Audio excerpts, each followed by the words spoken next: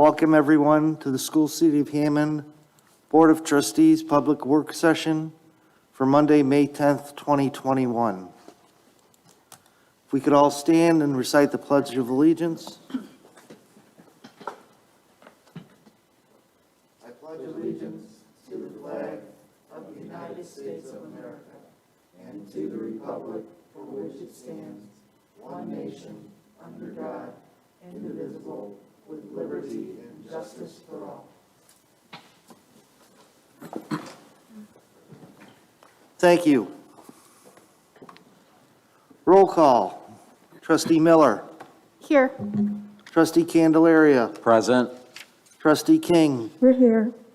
Trustee Murphy. Present. And Trustee Zolno is also present. Superintendent Miller. Good evening, everyone. Good evening to anyone watching online. Tonight is a public works session on a new series of board policy updates. This is not the only time the board will hear these. There's no voting tonight if you're not familiar. It is an opportunity for the trustees to answer questions about the proposed board update policy changes. With that said, I'll go ahead and introduce our Associate Superintendent, Dr. Green, who will be leading the charge through the path of policy updates. Dr. Green. Good evening, trustees, Superintendent Miller. So tonight we will be looking at Neola Policies 33, Volume 33, Number 1, from November of 2020. And we'll begin with we'll begin with an update. The updates are usually from Edgar, and basically what they encompass is what we'll be talking about tonight. You'll see a little bit concerning water and water testing and the requirements there. That information will come through as we go through each policy. Okay, if you'll look at Policy 1220, which is under tab number 1. Policy 1220 concerns the employment of the superintendent. The employment of the superintendent is the sole responsibility of the school board. And essentially it outlines how that superintendent can be selected. But first, it limits the amount of time that you can extend a superintendent's contract through. It discusses the fact that you cannot elect or extend a superintendent's contract immediately following an election. You must wait until the January 1st after that election period. In addition, it also gives information on the fact that you may include the following: a committee of board members, the service of a professional consultant, counsel on the outgoing superintendent or of the outgoing superintendent, and participation by community members in the selection of the superintendent.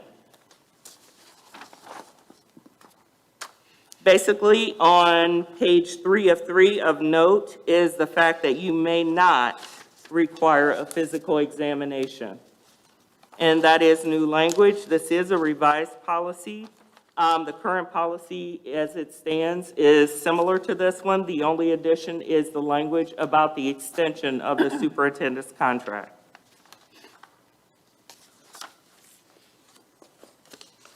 Any questions about 1220 or any comment? I had one, Mr. President. Trustee King. Thank you. I'm not quite clear when you said what the time frame regarding, are you referring to the election of a school board or election of the superintendent? That's the election of the school board, because all you're doing with the superintendent is extending his contract possibly. So after a school board election, if the school board changes, then you must wait until after January 4th in order to do anything with the superintendent's contract. Well, for clarity, perhaps election of school board, because I wasn't clear on that. I mean, just for clarity. So it's the election of the school board, yes. Okay, because I was a little confused on that. And so the options under it may be aided in this task by, we're including all of these options, or it is? So you're talking about where it says A, committee of board members, Yeah, and then all aided. the way down through D? Yes, ma'am. Yes, we are including those. There are options for the board. It is maybe aided, so it's up to the board to decide, but those are the options that would be available to the board. Who recommended this? Basically, what this is saying, this is our current policy, and it gives you the opportunity to update the policy when any change takes place.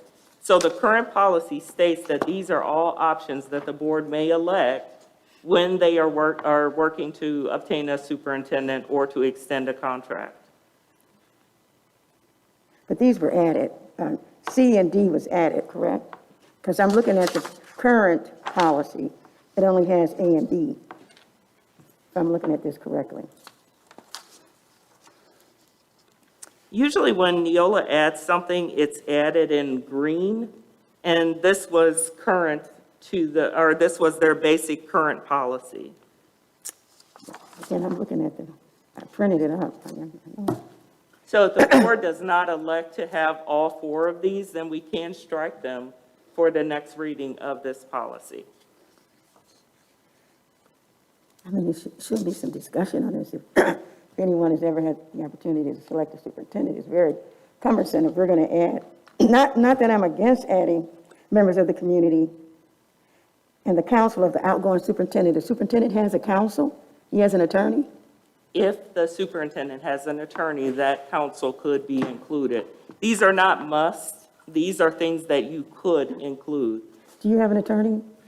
Mr. I Miller? suppose I have a personal attorney. I've not used them to represent me as superintendent. I think what they're meaning is that the council, meaning that if I have if the superintendent, if I was leaving and you wanted to ask me my opinion on who should replace me, the board could take that into consideration. Or for example, Dr. Watkins, you could, the board, if this was an option, the board could have gone to him and said, hey, what do you think of this candidate or this candidate? That's what it's referring to. Oh, okay, I see. When you say counsel, I'm thinking attorney. You're just saying I can consult. Yes. That makes more sense. You can consult with the current superintendent. That makes more sense to me. I assume it would be your attorney. You know, that's how I read it. You know, so for clarity purpose, perhaps, you know, that language could change. So now that is, understand. And even though the first and second paragraph, there are no changes, but I just had a question. The use of the word appoint, the second paragraph. When the position of the superintendent becomes vacant, the board will appoint. We are appointing someone while we're looking for somebody, or once we hire someone, is that considered appointing someone? I think it's play on words. I think hire. I mean, we're actually hiring a superintendent as opposed to appoint, if you look at the definition of the 2 words. I understand what you're saying, and yes, Right. it could be stated as hire a superintendent. Yeah, that would make sense. And the same thing under the first paragraph, the appointment of the superintendent is the hiring. You know, we're hiring, you know, your employment of superintendent, da-da-da-da. It could be consistent with the, excuse me, with It's the time. basically the pleasure of the board as to which word you would like to use. We can wordsmith it if that's what the board would desire. Does that make sense? Mr. President, Trustee Miller. just a point of clarification. Dr. Green, if we deviate from the language that has been suggested by Neola, it negates some of our protection from Neola, doesn't it? Only if we're saying that we don't want to elect a policy in whole. If we change like certain words, then usually they're fine with that. But we have to take it through, they'll take it through their process as well. We wouldn't push this policy any further until we actually got back from them that they were accepting our change. Okay, thank you. That's all of my questions. Thank you. Okay. Mr. President? Trustee King.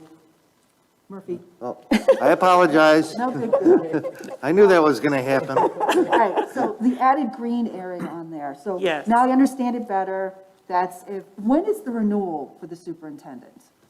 The superintendent's actual evaluation is in October. Okay, It should be in October. so, But that's kind of set by the board. It should go with his original hire date. okay, However, the board elected last year to kind of deal with the evaluation when they got to it. And that was because of everything that was going on with the pandemic. Now, this year, you could keep on that same schedule and basically do his annual evaluation at that time. Well, my question really is, usually statutorily, there's notice to be given to like administrators by a certain period of time. So the superintendent, because this does not allow you to renew a contract in that short period of time. Right. Is it after December 31st then? For It would notice? be after December 31st. Now, the superintendent is much different than an administrator in the district. Think about that for a second. Administrators have to be notified, say by February, or January, I believe it is. January In 31st. February, they have to know that they're not going to be renewed. A superintendent is different. It depends on what the board has established as that date when they're actually going to deal with evaluation and renewal of contract. So it's not statutorily, it's part No, of it's the not contract? statutory for a superintendent. All right, thank you. Any other questions? And we'll move on to tab 2. That is policy 2370.02. Now, this deals with flex programming. And some of our policies, just realize that it's if we had them, how would they be handled? Now, we currently have this policy, and it is just being revised. It's simply being revised to deal with a grammatical error and a date change. So the grammatical error, instead of established, they said established, or they need to say established instead of established, and to change the date. And that is the only change that they are making to this policy.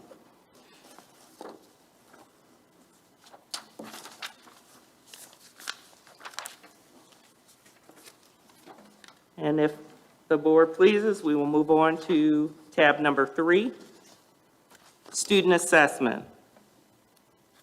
That is policy 2623.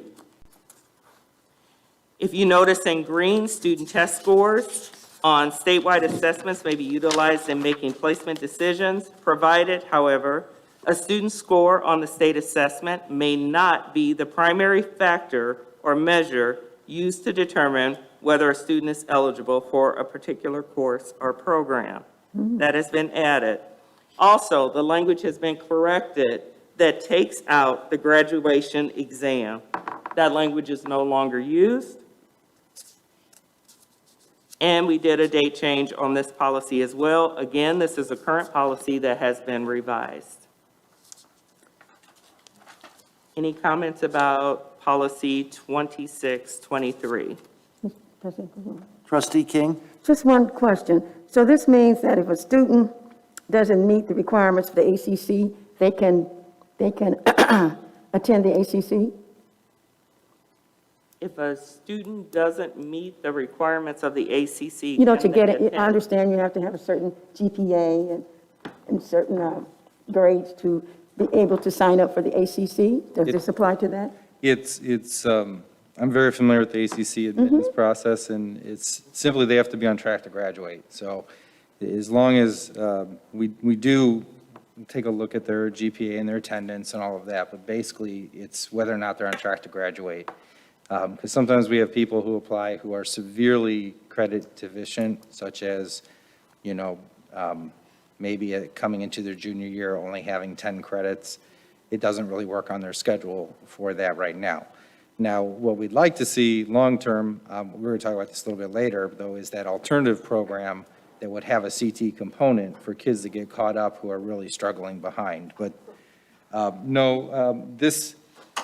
this is basically saying their scores on statewide assessments. So you're looking at the statewide assessment is now changing to the ACT, the SAT, from what used to be ISTEP, and before that was the ECAs. That's what the stricken language was about, the ECAs, end of course assessments. But ISTEP is moving away, and it's going to be the SAT as the assessment a child would take in high school. We would not be using that to determine placement. Okay, thank you. So as the superintendent said, this policy is strictly dealing with placing students based on their test scores, their statewide assessment scores. So if there are no further questions, I'll move on to tab number 4. and that would be policy 2700. This deals with the annual performance report. And what it does is it's a revised policy, it's current policy as it stands, but with the updates from House Enrollment Act 1003, we basically are saying now that we can do a summary report versus the full report. What has to be established is how you access the full report. So the public has to have access to that. However, there does not have to be a presentation of the annual report, and you can publish the report in summary as long as the public knows how to get access to the full report. The presenting factor, again, is one of the things that has been taken out. And let's see, what else did we change? All of the check marks that we have on page 3 of 5, which deal with, in addition to the above described benchmarks, the report may provide information on. All of those have been checked. Those were all checked before. It deals with nationality, assessments of students, the number and types of partnerships, and the levels of parental participation. The one that is not checked and was not checked previously is the number and types of staff development programs.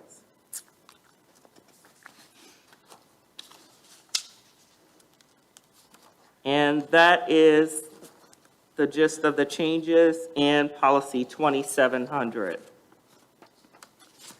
Discussion? Mr. President? Trustee Murphy. Where is it on our website? On our actual website, It has down in there, the annual performance report shall be available on a prominent page of the school corporation's website. and I think what we did, and it's not actually on the website, what's there is the link to where you can find it in the governmental site. And it's a direct link so that when you click on it, it should take you there. Now, I'm not sure if it's been updated or when the last update was of that information, but the actual report in summary should be added to our website. And then with the information on where you would go for the full report. So that is something that we can update. So the most recent one is the 2019 annual performance report, which if you go under district, up at the top, it says reports and assessments. And if you click that link, you can see the past few years of the annual performance report. Does it go to an actual report, or is It that the does. one that goes to the state site? No, it goes to the actual report. Okay. All right, so this needs to, again, I know you've only had that person in there for a little while, but it goes back to, my question before. This whole website needs to go through and get into compliance with our board policy. So I assume this is something we're going to be getting onto. Absolutely. If we're ready to move on to tab 5? Or you Trustee have another King. question, Trustee King? My question was similar because since I've been on this board, I don't recall ever seeing or a performance report ever being presented. Has it, since you're taking it out, was it ever presented before the board, to the board and public or some kind of way? I don't recall presenting it, to be honest, either as a superintendent. Well, for transparency purposes, shouldn't it be presented? Otherwise, how would the public know to even go look for it? I don't disagree with you. Okay, we're putting it out there, but the public doesn't even know it's out there. They're not aware that they can even go there and find it. And a tool such as this is vital for parents and, stakeholders. And so perhaps we might want to leave that in there and have a presentation on a work session or something like that. Absolutely. That might be beneficial. But for anyone listening, now that we know that you can actually find 3 years back on our website, that information is readily available. Okay, that's a good thing. Thank you. All right, let's go to tab number 5. That's 3220, policy 3220, staff evaluation. Again, minor changes here with the state code that was updated. They took out the beginning date in each year is all they're saying now, instead of beginning after June 30th, 2014. They took that out, and they added in only when such results would improve a particular certificated employee's performance rating. So in other words, what they are saying is that test scores or evaluative measures of students cannot be used in the evaluation process unless it would improve the performance score of the teacher or the administrator or whomever is being evaluated. If you'll look at page 2 of 3, assessment results from statewide assessments for certificated employees whose responsibilities include instruction in subjects measured in statewide assessments may be used in the evaluation model only when such results would improve that particular employee's performance rating. So again, they make it very clear that we cannot use those scores unless it's going to actually increase the performance evaluation. For anybody watching, one of the evaluation measures is the individual growth model data. For a teacher who teaches a subject area that is tested, like math and English, the state would actually give you a score based upon how your students improved. And we use that as one of the factors to determine a certified teacher's overall evaluation. This change in law would say that we could only use that factor if it indeed supported or improved a teacher's overall summative evaluation score, where previously, if students scored poorly with that teacher, that could actually have a negative impact on their overall evaluation on how they performed on the state test. But this is a change that's based in state law change that has removed the punitive factor from teachers whose students don't perform well on the test. Thank you for the explanation, Mr. Kuzno. Trustee Kuzno. Trustee President King. Kuzno. Well, that being the case, who would take responsibility if the scores go down and the performance of the students, are tremendously low? Who is going to be responsible for that? I'm not suggesting the teachers be responsible. Who will be? Who becomes responsible? So ultimately, it's all of us who are held responsible. We each have a role to play in making sure the overall success of our students. So that's me, that's my leadership team, that's principals, that is teachers too, that's the school board, that's all of us working together in owning the school city of Hammond's results. Okay. And That'd this be my change opinion. to policy actually takes the onus off of teachers who were being unduly burdened with the fact that if your students didn't perform, you were hit with your evaluation. I understand that. But so we're all responsible, including this board. Okay. Thank you so much. If we're ready for tab number 6, that is policy 5111. And this one deals with legal settlement, One of the questions that immediately comes into view is if you look at point number B, halfway down the first page, you will see that may be charged according to policy 6150. What that is referring to is that a student may be charged when that student is not in legal settlement in school city of Hammond. But you may be thinking we have open enrollment, so how does that play in? If you look, it's in accordance with policy 6150. Policy 6150 deals with students from out of state. And so that would be the only time that the district could, if they elected to, charge for a student coming into the district. Whereas otherwise, since we have open enrollment, the students would be allowed to attend without pay. And that's because their state dollars follow the state. Legal settlement is determined at the discretion of the superintendent, that is a fill-in. And then we looked at the top of page 2 of 5. You'll see we chose option number 1, transportation from and to the site of new settlement will not be provided by the school corporation. This is in concurrence with current policy. And so then we crossed out all of those options that were related to that. And if you will look at transport of students with an IEP, basically that is the responsibility of the school district. So students who are maybe even out of settlement, they basically would still be transported by the school district. Much like we would transport those students that are McKinney-Vento, which means our homeless population or any of those things are deemed as homeless, those students would also be transported. Questions? Mr. President, Trustee Murphy? I'm going to ask this board if we can, after it says, going back to paragraph B, where it says Board Policy 6150, that we take the title of that, Assessment of Transfer Tuition for Out-of-State Students Enrolled on a Cash Transfer Tuition Basis, be added. So that goes back to the question that I had already submitted. To me, that wasn't clear, and having to look up that policy, and if that was already in this one, I wouldn't have to go do that, because it was confusing to me. Because, again, you saw my question, I was like, open enrollment, and then as soon as it was explained to me, of course, it made total sense. But if we add the title in there, so that's what I'm asking this board, if anybody has any problem adding the title after 6150 to make this more clear.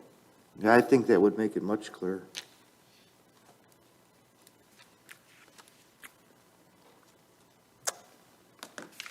So how would it, excuse me, President Zuno, Trustee King? so how would it read? Thank you. So it would read, may be charged according to Board Policy 6150, the assessment of transfer tuition for out-of-state students enrolled on a cash transfer tuition basis. Okay, Yes. Perfect. thank you. For the record. So if there's nothing further, we'll go to 7, tab number 7.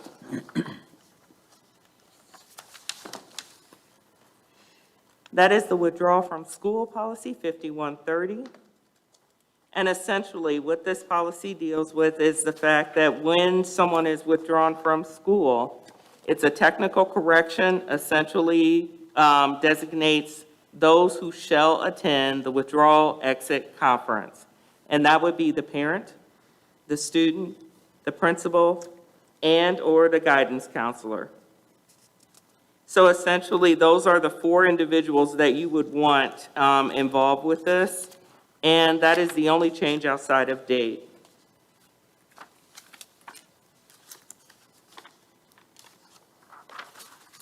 President Zuno, Trustee King? should we add guardian? Should we add, I'm sorry, Should we add guardian? parent or guardian? We could put that, because we do know that several students have guardians, yes. And foster parents? Or it could go on and on, you know, because they're legal. Foster parents are legal. They would fall under guardian. Okay, so they would fall, okay, thank you. Thank you. So you're suggesting changing B, the parents and/or guardians, semicolon, for the exact wording? Trustee King? I didn't hear you. So under B there, you are suggesting that maybe the parents and/or guardians? It could just be an addition, ABC, you know, Just make however another Dr. Green point wants and put to guardian. designate it Okay, we in can the do board. that. You know, whatever makes sense. Okay, that is 5130. If we're ready, we'll move on to 8, tab number 8. I think it would have to be, not to belabor this point, I think it would have to be under B, because it says the following individuals shall attend the exit interview, so we're expecting all of these groups to attend, and so parent and/or guardian would, So and/or? yeah. Okay. Okay, thank you. That change.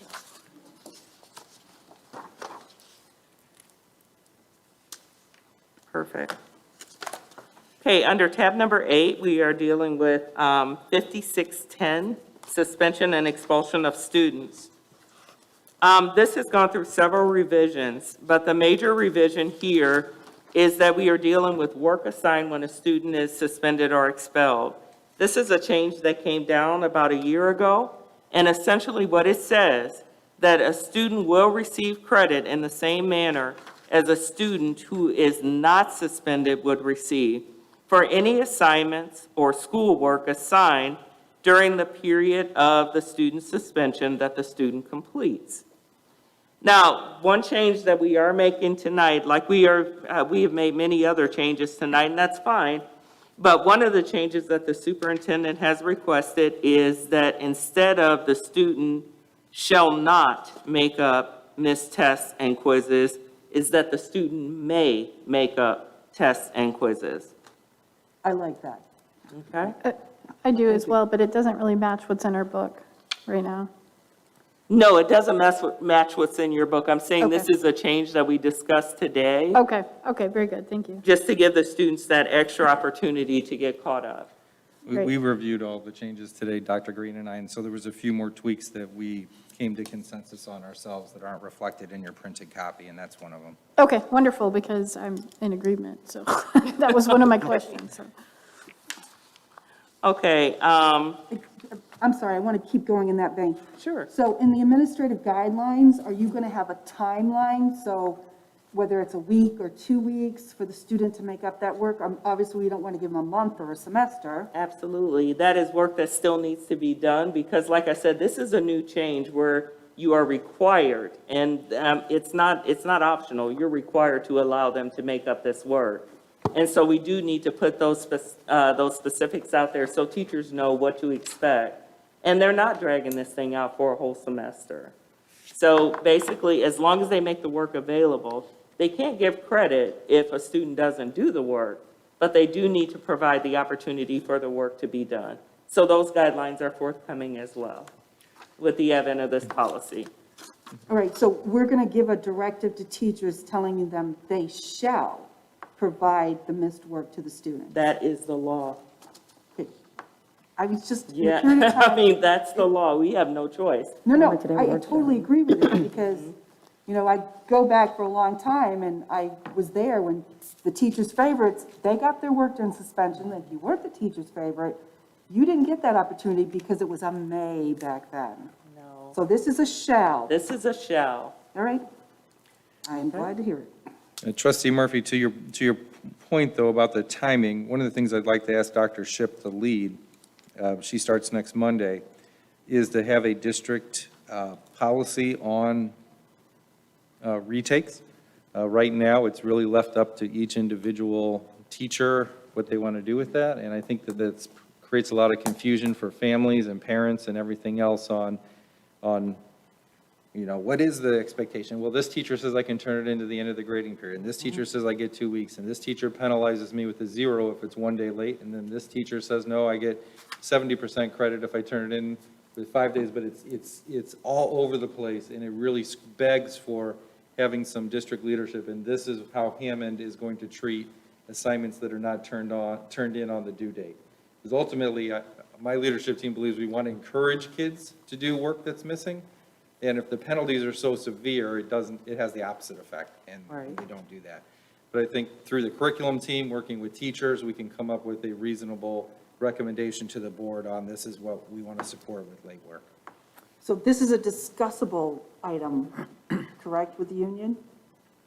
It is a It's discussion. discussable, not negotiable, and so it is something that we would need to bring to their attention and that we would want to involve them in the discussion with, because we need to hear from teachers on it. But yes, it's discussable, not negotiable. President Janot. Trustee King? My concern, does this address, you know, all last year we were having inconsistencies with if a student was expelled or suspended, they were sent home, then they told they were suspended for 30 days, but then they didn't get a hearing for 60 days, and the kid was out, couldn't get the homework, and I mean, this was a battle all last year, Mr. Miller. So does this address that issue? So this makes it very clear with state law that that's not an excuse for the school system. Part of the issue we had was there was a backlog with our expulsion examiners. We did address that by adding and training more staff, so there's not this big delay. We also identified some problems with the process, and we set up a timeline. Ms. Fullove did with each of the principals. It's very clear now that that the paperwork has to be into her office by a certain date. There was some gaps there in how that process or procedure previously was happening. But I think we have systems in place now that should not be happening anymore. So it's If it does, I don't want to promise that it's impossible to happen, because it absolutely, that could slide. But I think we've done the training with our administrators, they understand this expectation. So it's written so that the parents can understand there is a written, standardized procedure, so every child is treated the same. So that is established. Yes. Thank you. So I would like to see a copy of that, sir, when you have time. Thank you. I will request it from. Or, Ms. Fuller. everybody wants, Yeah. I know when I request everything, I understand that, so we don't have to go that route. Thank you. Mr. President, Trustee Murphy? Superintendent Miller, I want to go back to retakes and stuff like that, because going through the years, you and I talked about this. There's some teachers that are all about mastering and are willing to let the students they even made up other tests, where other ones are like, that's too much work. And then there's also the question is, do you supplant the grade? It's like, okay, you flunked it the first time, but then the next time you got a B. Do you get the B? Right. So as much as I like this has got a big discussion going on here, because this is almost like a paradigm shift, where you're talking about totally different than what we've been thinking about for decades and when it comes to grading, because this will really change grading. And it's a step, like you said, we need to be going into. So I hope to hear more of the discussions as we start moving towards this goal. Absolutely. Needs to happen, though. Thank you.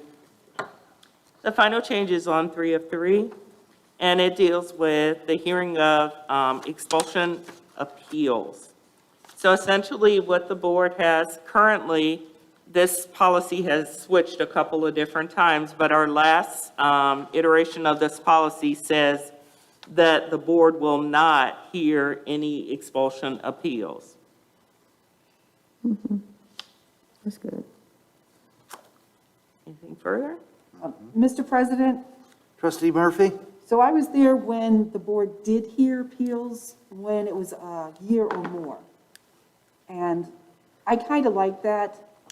And I know it was an all-female board, and we had a tendency to tell the superintendent, oh, give the kid another chance. Unless it was guns or some serious drug issues on that. I'm just putting it out there that this should be up for discussion. I know the short-term expulsions where they're like a semester, those ones we probably shouldn't be involved in, but when you start pushing a year or more. The other thing, having been to ISBA seminars, legal ones over the years, is making sure we have the discussion with the superintendent, because he has the ability, instead of us, to say, maybe this is wrong. So at ISBA seminars, I'll take the Boy Scouts, because that was one of the big ones. So in 3rd grade, a lot of them earn a penknife. And this young man takes his penknife to school and shows it off because he just got it. He's a Boy Scout now. Well, under our policy, he can get a 1-year expulsion. Did he mean to go hurt anybody? No. But making sure that the superintendent, and I'm hoping the rest of the board agrees, that that's something we would not want to see an expulsion over. Another example at ISBA is another 3rd, 4th grade student who took his parents' drugs and brought them to school, and heavy-duty stuff like heroin, because he thought his parents were going to kill themselves an overdose while he was at school. Again, those are the type of things we don't want in our school, but this young student was afraid for his parents. And again, having those discussions and making sure that the administration knows that these are the type of things we'd like to soften up. So that's where, if this board decides not to put expulsions back in the hands of the board, is to make sure these type of discussions are had, so there's an understanding that there's contingencies, that maybe this is not someone we want to expel. If I could answer that, I understand totally what you are describing here, because we've had some cases like that. The board basically has elected in the past, and they pay an attorney to actually do that, and that attorney is Dan Friel. Essentially, they discuss that with the superintendent before they go any further. So the superintendent does have the option to stop an expulsion before it gets to the point of like a penknife causing a student to be out for a whole year. And I think more often than not, we probably erred on the side of we don't want that to happen. And even Mr. Friel, being familiar with our student base and understanding the fact that we don't want students expelled for those honest, small mistakes. We don't want them expelled and being out for a whole year when a situation occurs that honestly, maybe that a shorter duration would be more beneficial for the student, would teach the student a lesson or whatever it is that we're trying to do. So what I'm really trying to say is that you have already employed somebody to do those hearings. And essentially, if the board were to do that, we have timelines. Those timelines are as short as 10 days in some cases. Quite frankly, we have problems getting the entire board together when we have policy. So I'm not sure what that would do when we're dealing with an expulsion that could happen at any time, meeting those deadlines. No, I totally understand, because that was one of the issues when we decided in the past that if it was less than a year, we were not going to hear it. You only wanted to hear the very serious stuff. But again, if the board decides to not hear expulsions, that's how I personally feel. To make sure there's a safety net in place, There is. that some of these things just don't get to that far of an expulsion. And that's the type of discussion I would like to be having. I think that's a good point. We don't expel anyone, I mean, I don't think we even can by statute expel them longer than a calendar year. No. That's the maximum expulsion allowed. We very much try to make sure that they're ready to go at the start of the next year, and many times even at the semester. If it's something that by statute, like if someone would bring an actual real weapon into school, yeah, they're going to be out the year. But if it's something like continued fighting or something like that, we're going to try to support them so that we can even get them back in at semester, rather than be out the entire year. Trustee Kuzma. Trustee King? I just had one question regarding the deadly weapon clause. What if a child brought something in that appeared to be a weapon, or they said, I had a weapon? Is that an issue that we need to address? If They threaten a teacher with, you can't see, it's, they'll say, how, I have a gun. I have a gun, I'm getting ready to do, or I have a knife, or something like that. I suppose it would be a mitigating circumstance, but it's one of those things that it's hard to tell an employee when they've been threatened with their life in the climate Right. that we live in, that, hey, he was just kidding. There still has to be a pretty significant consequence for threatening violence to any employee or person in the building. Okay, well. Yeah. And then one other thing, just moving forward, I mean, I've read so many articles regarding, the COVID and how the kids been out, and they're literally traumatized. This article said we're all traumatized. The board traumatized, everybody traumatized behind this COVID, We say things, we do things, because this is an unknown area for us. And moving forward, some of these young folks might be a little out of order, because I'm even reading a lot of them don't even want to come back. They're afraid to come back into these buildings. So we must be mindful of that as we begin, punishing our kids, or however we have to address their social emotional needs. And I'm just hoping we have the tools and the staff, can recognize that, as opposed to just sending them down to office and, that kind of thing. The budget for the second round of CARES is coming up soon. In it, we do have the salaries for the social workers we promoted to the board. We do feel strongly that that's going to be one of those positions that can help address student behavior and some of the trauma you're talking about and meeting with kids. I absolutely want to see discipline as restorative and not punitive. Fundamentally, all good discipline is restorative. There's a desire to bring that person back into a right standing. And that's where we need to get to. So I'm in total agreement with you, and I think that the social workers are and I'll knock on wood, hopefully we can find 18 to 20 of them. But that, I think, will be a big piece in helping our kids get back and to deal with some of this. Thank you. Thank you. If nothing further, we can move on to tab number 9, student employment, 5895. This is a revised policy that deals with the old work permits. They're now calling these employment certificates, and we only have to deal with this for probably another year. This is a process that's going by the wayside. But essentially, who is the officer that handles the work permit or the or employment certificate? And that would be the principal of the building. A rather good question was asked. What happens if a student is not with us or not present, but they are supposed to be a student of one of our schools? Essentially, then that permit would not be issued. We could not issue that permit because they're not in school. So basically, all it's saying is that they're changing the name of the employment certificate.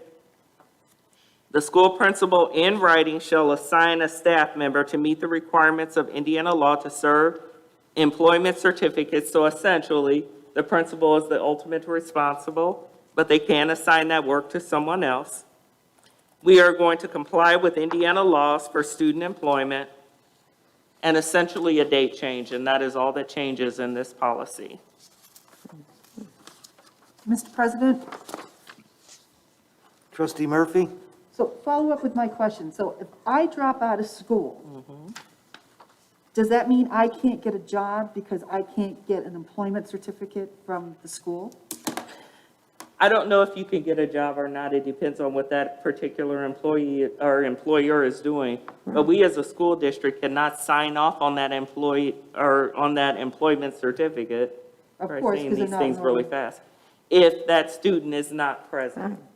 I mean, you cannot vouch for that student. You don't know where that student is. You don't know what their condition is. And so if the student has dropped out, disappeared from school, then no, we would not sign off on that. Can they still get something out there? That I don't know. There are a lot of different options or agencies that are out there that can work with students or work with individuals who are seeking jobs. I believe Workforce Development has a program that they have utilized in the past For teens? for teens. But here's my point. The school, this policy is referring to the fact that the school cannot be responsible for that. The student is no longer with us. So the reason I was going in that direction is it might be an incentive for a child to stay in school, because if they drop out, they can't work, maybe that's what they're thinking, I'm gonna just drop out, get a job. And if they can't work, because they can't get the employment certificate, maybe that's a carrot to keep them in for another year. To try That's why- and use it to keep the student in school. That's a good point. Absolutely. Thank you. Anyone else? All right, we are moving on to tab number 10. So I just did a little quick homework on here. It says on the indiana.gov Department of Labor Q&A, if a minor has withdrawn from school or graduated, is he or she still bound by the hour restrictions? Answer, if a minor is 16 years of age or older and has withdrawn or graduated from high school, he or she is no longer bound by the youth employment restrictions. So they could work anywhere. So as long as they've officially withdrawn from us, it sounds like they could work. Plus, Well, no that's good. incentive to stay in school. That's good. Sometimes school's just not for kids. I mean, we see with alternative schools, you know. What did that young lady say? She couldn't do it here. Did she not say that? So it's just not for everybody. So tab number 10 is policy 6114. This is cost principles and spending of federal funds. Of course, they were going to update this one with all of the federal funds that are coming out now. It is telling us basically on page 1 that we have to justify all expenses. It tells us exactly how to justify those expenses. If you look at page 2 of 5, the cost is allocable to federal award if the goods and services involved are chargeable and assignable to the federal award in accordance with the relative benefit received. The standard is met if The cost is incurred specifically for the federal award. Benefits both of the federal award and other work of the corporation can be distributed in proportional ways and may approximate using reasonable methods, and is necessary for the overall operation of the corporation and is assignable to the federal award. So in other words, it has to be appropriate to the award that you have received.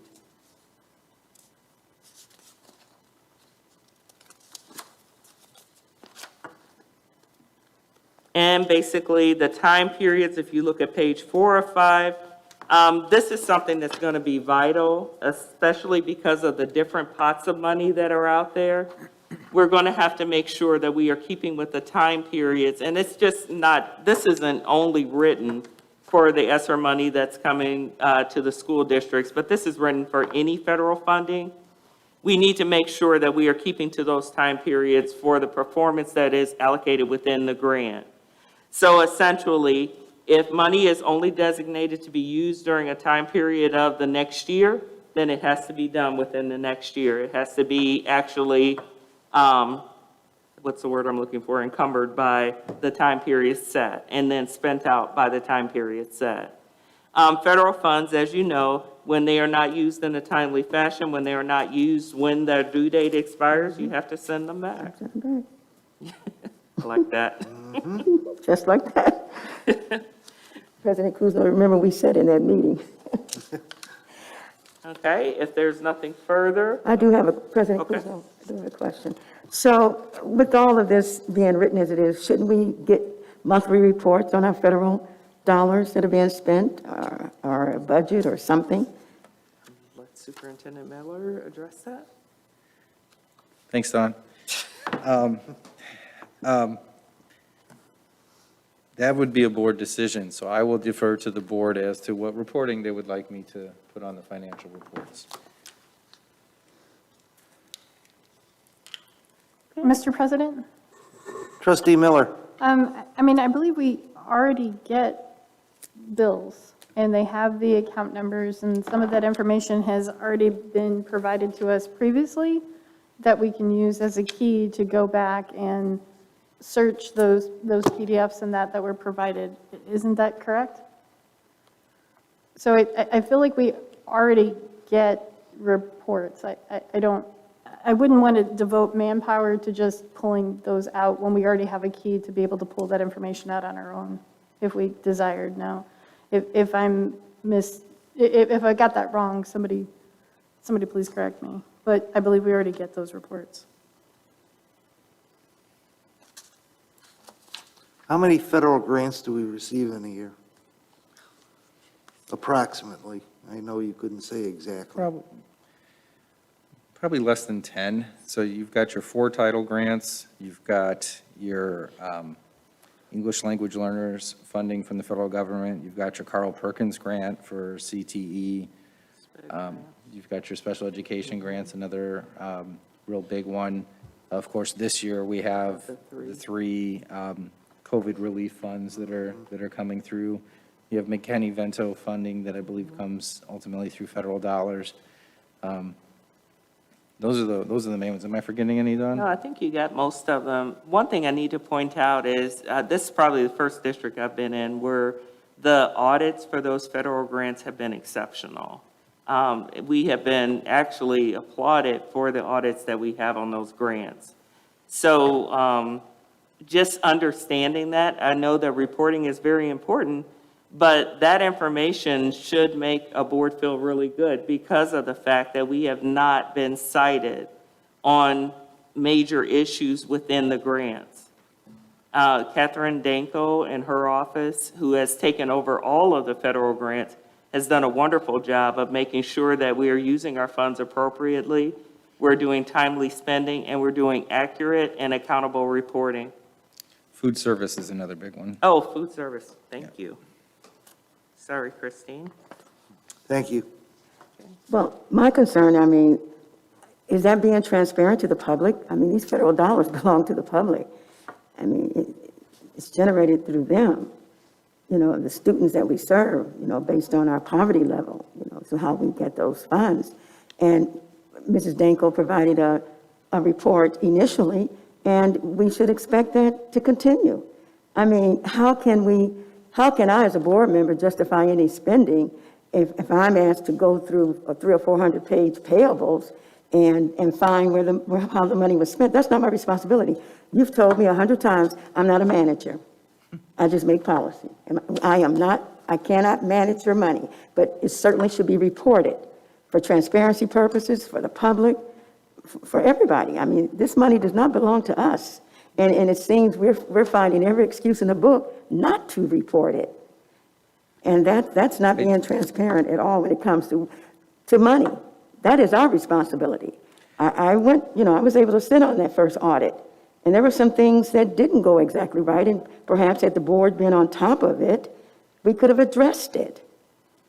I did ask it wouldn't answer your request for a monthly report, but I have told Ms. What it Danko is. and all of our teams that we need a end-of-year report for every grant. So, for example, a summary document that would show what the spending was and if the goals of the grant, were achieved. So that is something I do think we need to do at least once a year, and that would be a presentation format, probably in a public work session where those major items would be presented to the board for what we spend our money on for the grants. Could we also show on that report the date at which that grant is ending? Just to get a feel for, Yeah. we've spent this much money, now we have 1 month left, or we have a year left. Right. Some of them do have, like some of the title grants have a spend out period that is almost a year longer after when the grant closes. So they allow you to spend every penny.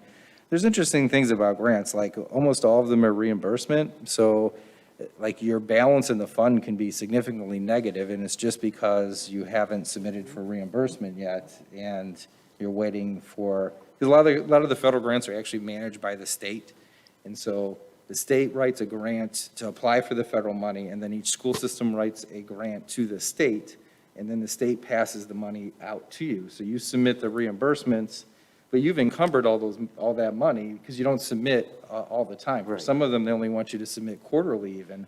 So the school system's encumbering that real cash, and then you submit all your receipts, and then they include in your disbursement your appropriation for reimbursement.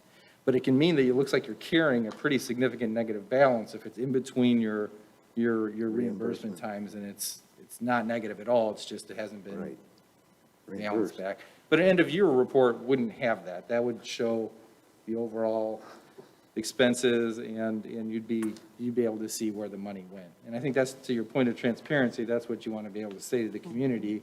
This is how we spent the money from these grants. Thank you. And I'll say this and let it go regarding, I can understand the federal money being a yearly report, the title money. I understand that. And it took me a whole year serving as board before I knew the difference, because I never saw it reported. And I asked Matt, and he said it was a separate pot of money. He didn't have anything to do with it. So That's true, he doesn't. remember? So my concern was, well, who does? If the board doesn't, who does? So I can understand a yearly report on title money, but all of this money coming in is CARES money. When it specifically says for loss of learning, parents and stakeholders need to know what we spent to prevent loss of learning. How many additional social workers was spent on that money up until this point. And then we can sort of understand, why the loss of learning. So I think the federal money's coming in, it needs to be a quarterly report, or if not a monthly report, a quarterly report. That's only fair. Because if we have the list of allowable uses, the public needs to know whether or not we're using it and how we're using it. And a public work session, I think it sort of defeats the purpose because the public can't speak. It should be in a regular meeting. If they have any questions, or they would have to come back the following meeting at a regular meeting. I mean, something of that nature when it comes to funding should be at a regular meeting so the public, if they have any questions, they can ask questions. That's my feeling. I will just say, because I think we're pretty off the policy, but for anybody watching, the original CARES appropriation for School City, when we subtracted out the parochial schools, was around $3.8 million.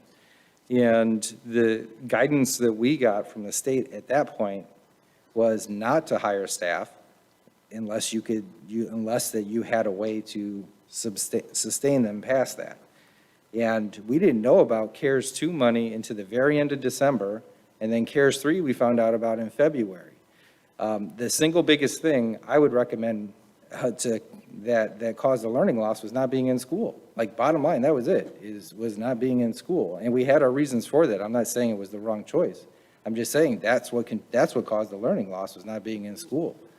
So getting kids back into school, to me, and we've identified, and I agree, that the social emotional aspects we're going to address through social workers, even if it is only for 2 years.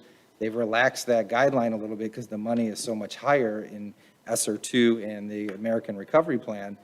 But all the guidance that came out for CARES 1 was not to hire people. Like, that's and Dawn's nodding in agreement, because that's what they told us for that money, because we didn't know we were going to get these other big pots of money at the time. But Exactly. All the companies were told the same. It was to retain employees, not to add on employees. And actually, when you do your reconciliation for that money that everybody got in the fall, you were to show the employees that you retained with the money you received.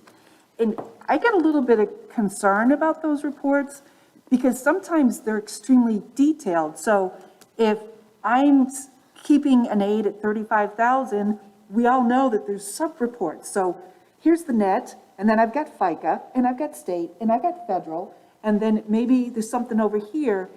So that's why it's always my concern when we start asking for these reports, someone's got to get that data all back together because there's so many sub-reports and lots of pages.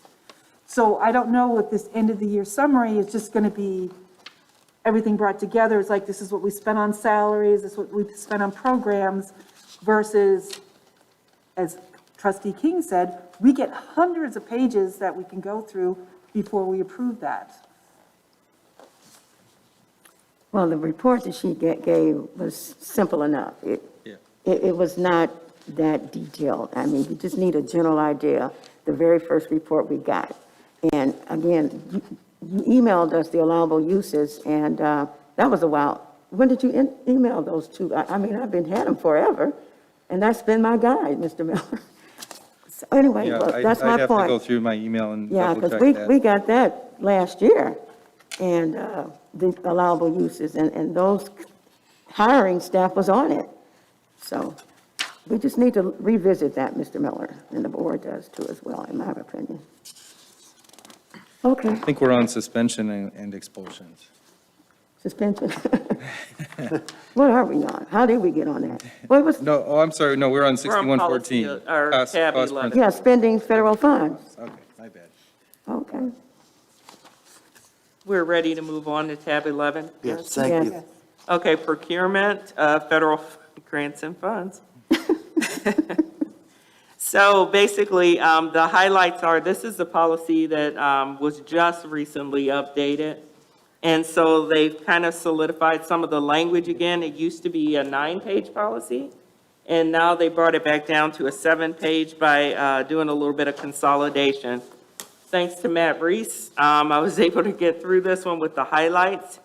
The highlights are on page 3 of 7, where it talks about our limitations, what the limitation amount is. It's $150,000. The recommendation is not to exceed $250,000. If you go down to the bottom of the page for sealed bids, amounts more than $150,000, again, on small purchases, not to exceed $250,000. We went with the $150,000.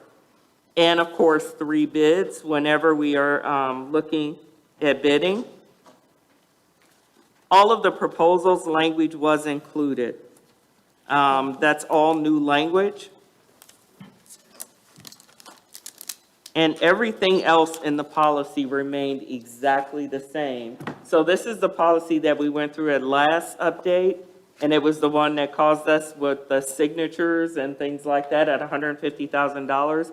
Why did it not require 2 signatures? And basically, we went ahead and inserted 2 signatures so that $150,000 now requires that, just like the $500,000. Thank you. Okay, that is tab number 11, and that was policy 6325. I just have one question. I'm sorry, trustee King? If we have a vendor and the dollar amount that we expend with them accumulates, is it a one-shot deal that you have to, when this threshold starts?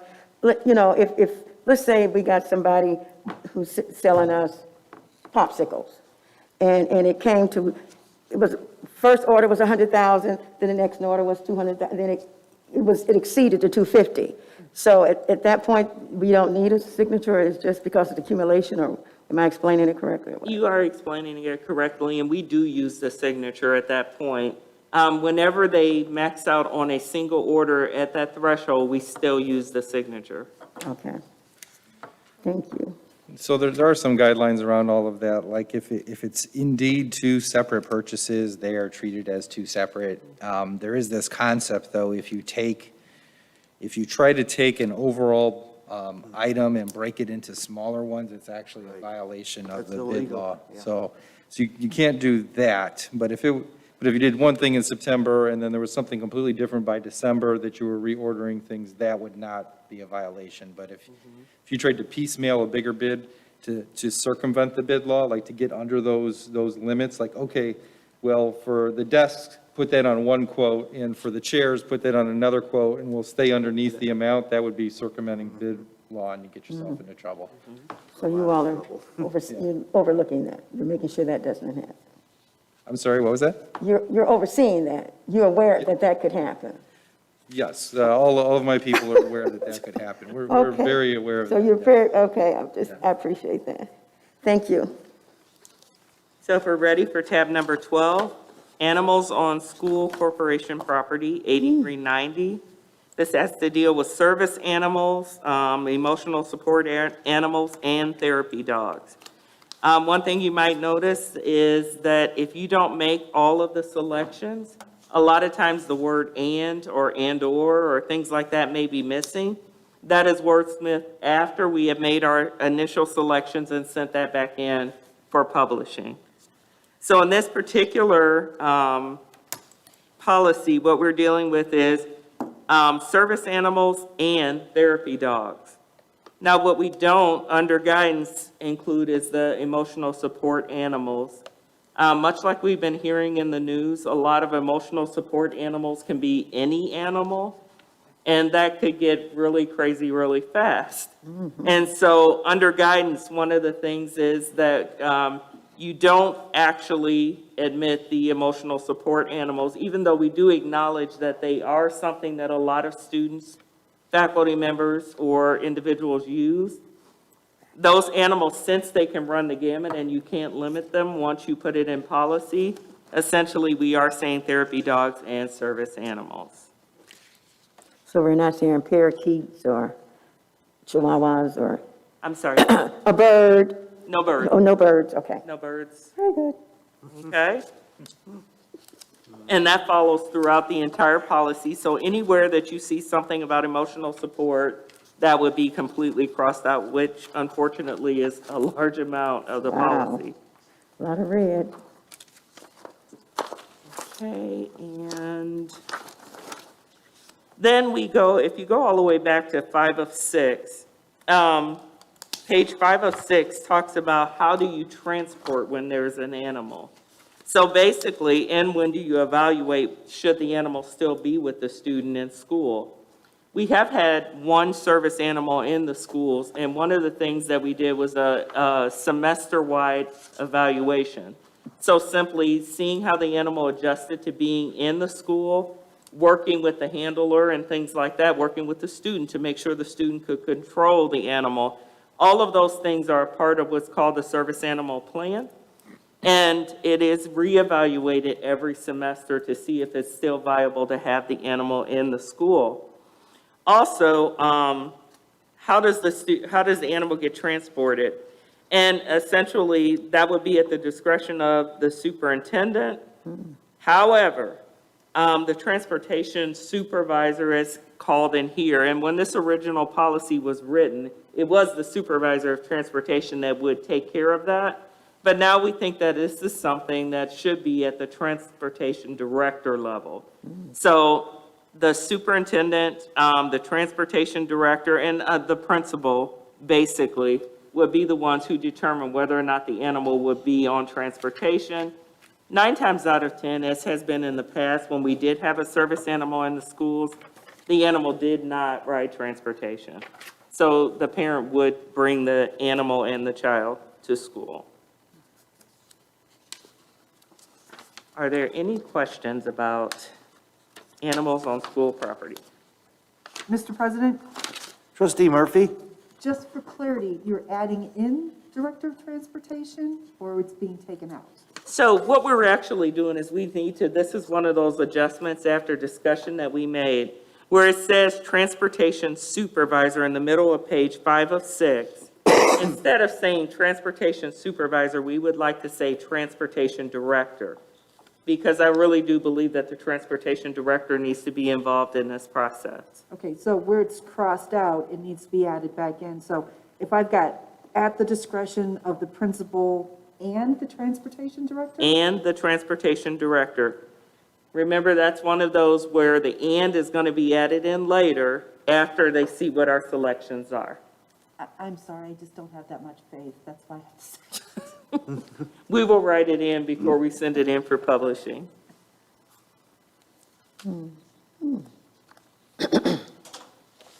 Okay, and if we're ready to move on to tab 13, which is school safety, policy 8400.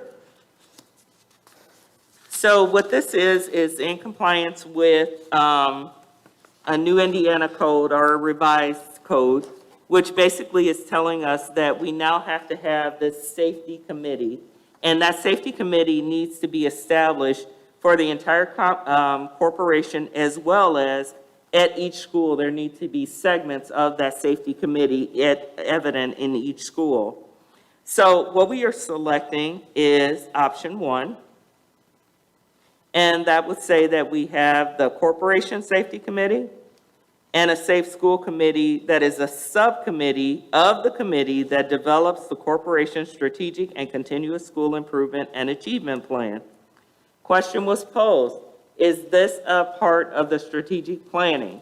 I think this is a perfect opportunity for it to become a part of that strategic planning.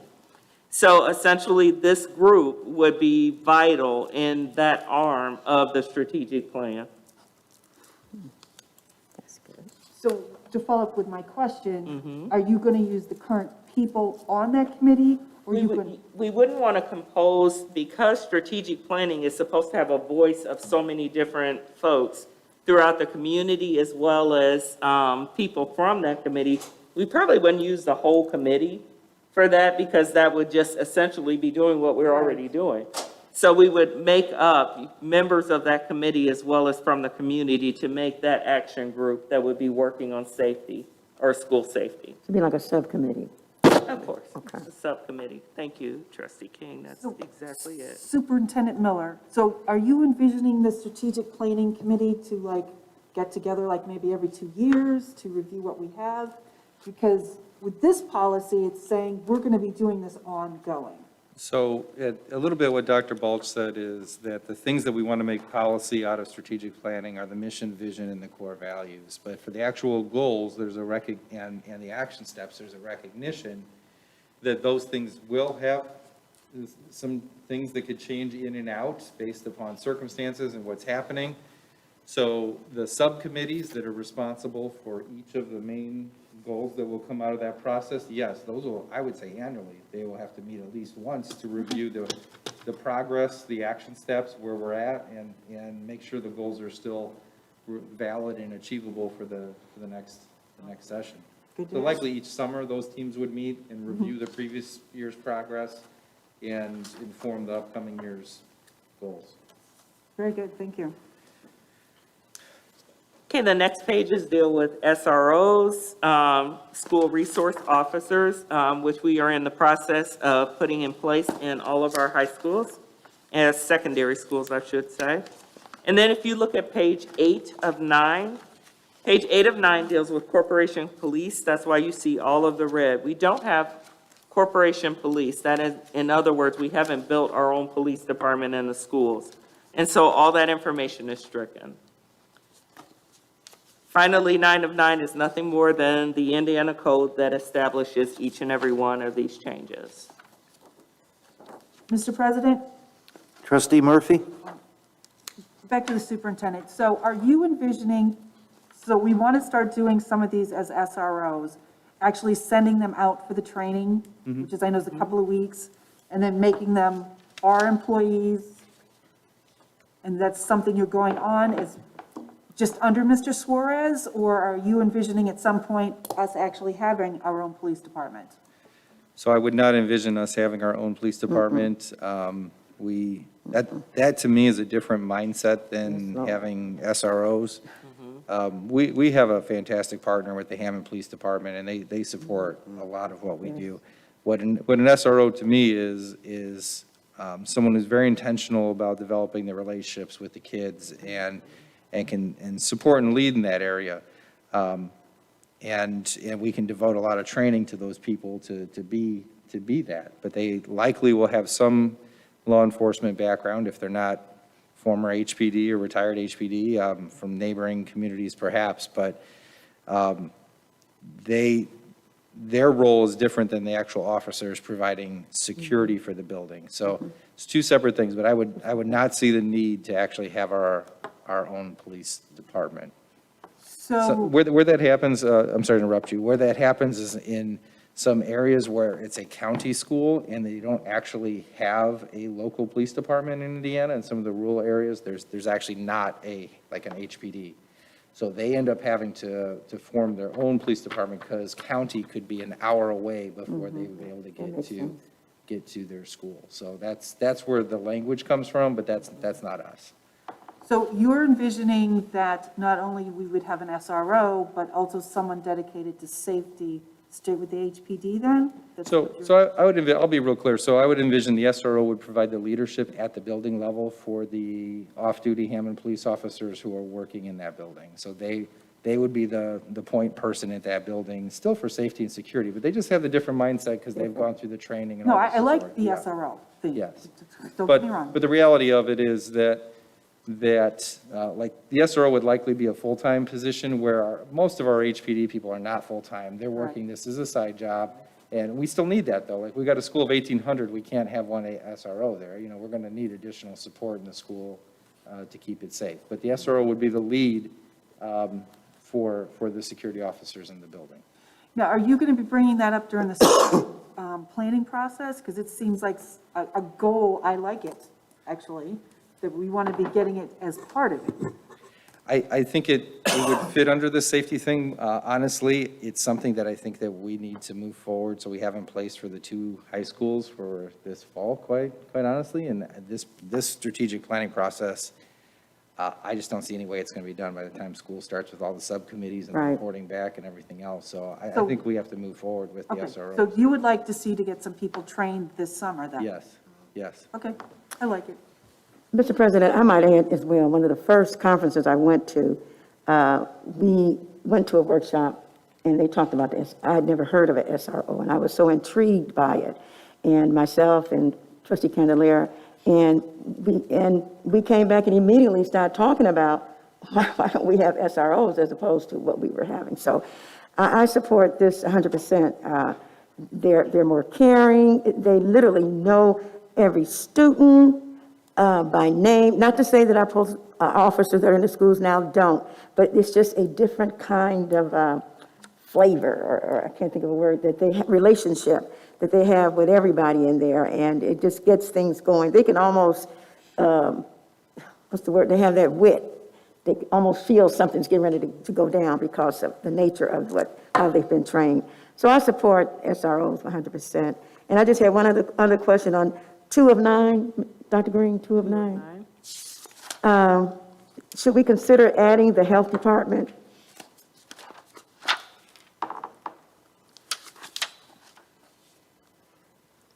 From A to K or J, you were listing the representatives for the school system. The health department? Yes, would you consider adding that? Can you expound a little more what your thinking is behind that, Trustee King? Are you thinking like, because of like a pandemic or something like that? Absolutely. If we have to, again, engage in, something might come to the school that's a health hazard to our kids, we're not, might use some kind of a chemical or something, fluid might spill or something, and the kids might inhale it or something. So our health department could be on hand to sort of tell us what to do or what not to do. We can request their input. I can tell you, we've sent them a lot of plans in the past year, and we haven't got a lot back. And that's largely because they're understaffed. There's like one physician and her assistant. Like, that's their entire staff. But like, I got you. we might be able to like bring them in on the end, like, hey, this is our plan. Would you Right. take a look at it? Okay. Maybe something like that. Okay. Thank you very much. Let's give it a shot, Okay. see where it falls. Would it be sufficient to add, to work on two of, 2 of in 9. that same spot, to add something like community partners Yeah, versus just the word community? I kind of like that. yeah, that's Okay. good. That's good. That's real good. Okay, great. So we are on to tab 14. And tab 14 deals with policy 8405. This is kind of one of those policies that just lumped a lot of different things in.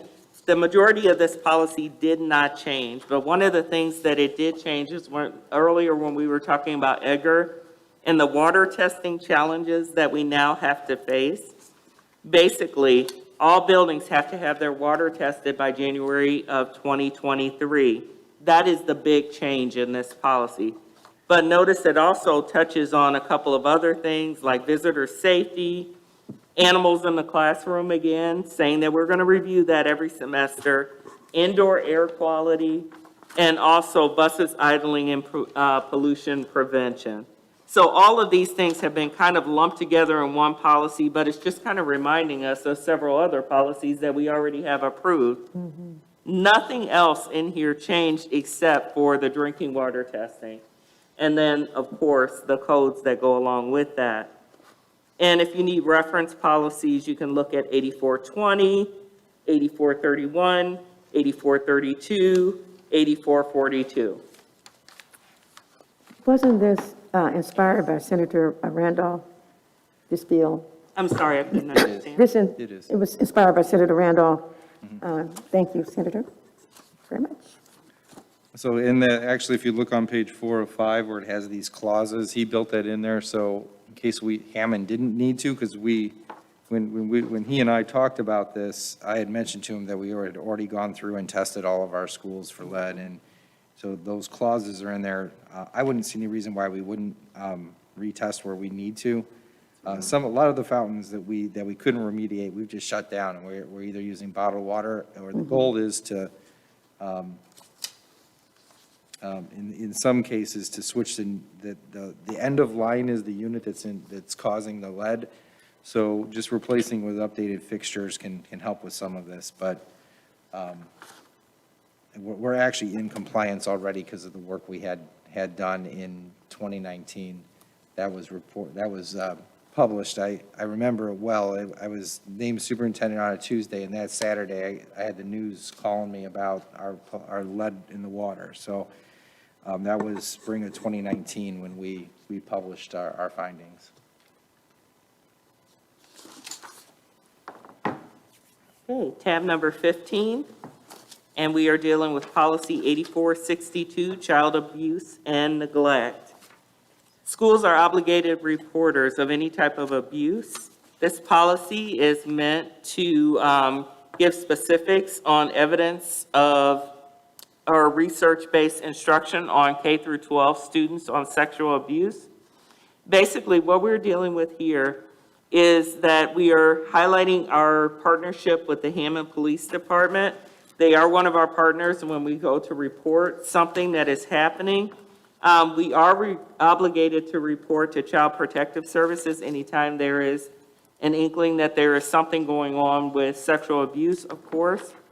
How do we go about training in these things and letting our staff know that they are obligated reporters and what exactly that means? We do have annual training, that's every year.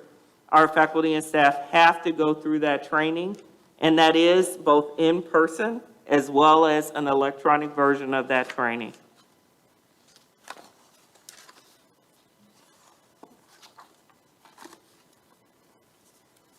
Tab number 16, Policy 8600, has to do with transportation.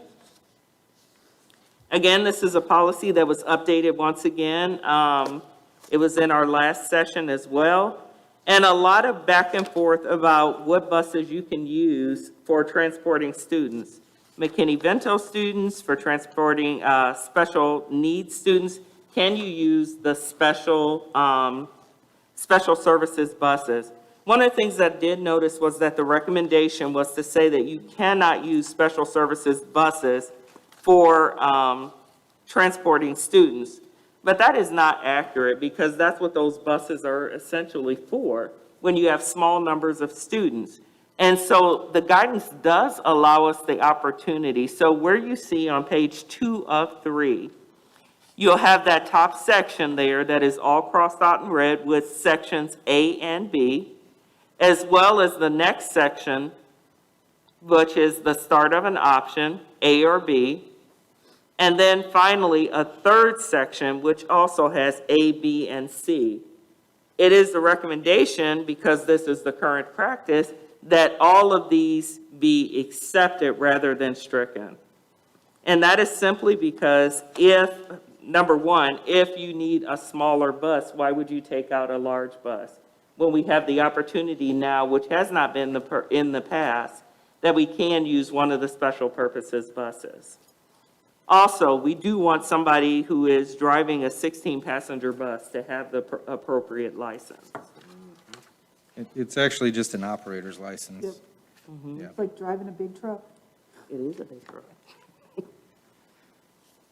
Okay, Don't need a CDL? No, not No. for those short white utility buses. You have to have a clean driving record. You have to go through a training conducted by our Department of Transportation and a valid Indiana operator's license. So any of our current people working in transportation department would be able to do this, correct?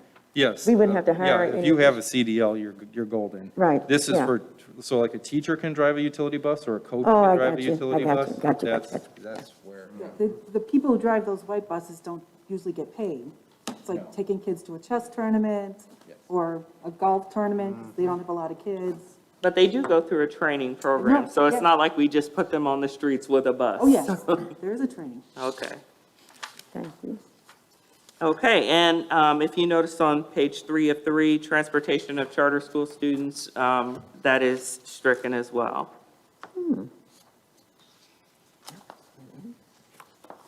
If we're ready for tab 17, which is 8800 for the policy number. So basically, the only thing that was done with this policy, this is a current policy as well. It changed, instead of saying the school, it said something else. The school corporation has been inserted. And if you look at page 2 of 2, they struck the words, each classroom teacher and building administrator may post the national motto "In God We Trust" in their classroom or building in a historic and/or patriotic context, but not in a religious setting. Whenever possible, the motto should be placed near the American flag. Those words were a part of policy, and they have been stricken out of the policy. But it does add that the corporation can do that. So essentially, they're taking it out of the hands out of classroom teachers. If the corporation wanted to have a standard one that met the specifications of the law, the corporation could do that, but it's not in each teacher's hands at this point. President Zuno, but when we do the Pledge of Allegiance, we say God is in it. That's religious. That's an observance we do at every board meeting. That's allowed under state statute, so, yeah. Is it? Well, okay, I need to be clear, I wasn't aware of that. Okay, Okay, if we're ready for tab 18, and that is going to be policy 9700. A corporation must allow one annual day for sharing of oral or written information for patriotic youth organizations. Essentially, what this is allowing, or what this is trying to do, is it's trying to get at some themes that school districts generally don't have within the classroom, within the corporation buildings. So what we are recommending, though you see option number 1 is crossed out, we are recommending option number 2. The board shall permit the use of educational materials, programs, and equipment which contain commercial. We would like to add the words, or partisan political messages.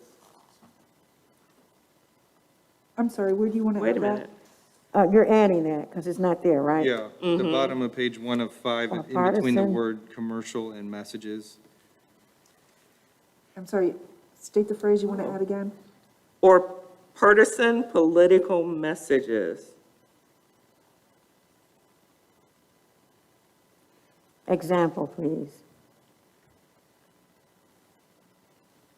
So it, essentially, we liked some of the language from part 1 that basically said, yeah, identified political and commercial, and there's no reference to the political messages in the second. It all still would have to be approved, it says through myself, but through the leadership in compliance with the administrative guidelines.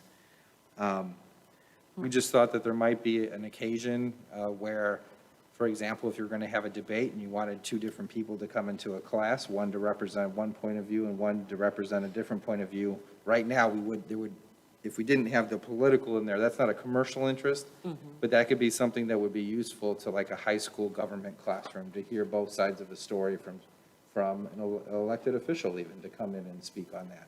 But there's nothing in here right now that would allow for that. If we were to choose option number 1, that would just say that the board policy does not even allow it. So we could not even have them to speak within the schools. So this is an opportunity to at least, with approval, have it within the schools, or have a speaker or a presentation within the schools. Not to recruit, not to try and sway someone's opinion, but the whole point is, I like the example of having, like during politics or election time, having somebody be able to at least express what's actually going on with the political system, not to sway votes. These are high school students, these are young students, but just being able to see how the process works if someone could present that information. Well, I see that as a challenge. You know, folks can come in there and, and submit what their presentation is going to be, and it can go another direction. And oftentimes, children will ask, students will ask. If they start asking questions regarding their political persuasion, these are some bright young folks.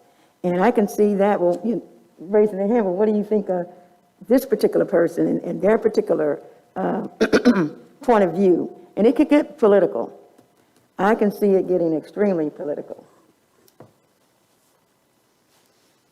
It could. And once it happens, then we're stuck. We've allowed political people into our schools previously, such as the mayor, such as city council people. They come and they talk to the kids. And they're, in my experience, I've witnessed several of those conversations. Though they talk about their ideas, they're not trying to convert kids to their point of view more than talk about things that they're having to deal with. I've probably heard the mayor 4 or 5 times in our schools come in and talk to kids, and he's always very honest about, like, because you're right, they will ask him all sorts of things about all sorts of different things. And it's not so much that he gets political about it, is that he talks about his point of view, though. Like, he says, hey, this is why we went from pools to splash pads. And, it was this reason, this reason, this reason, and this reason.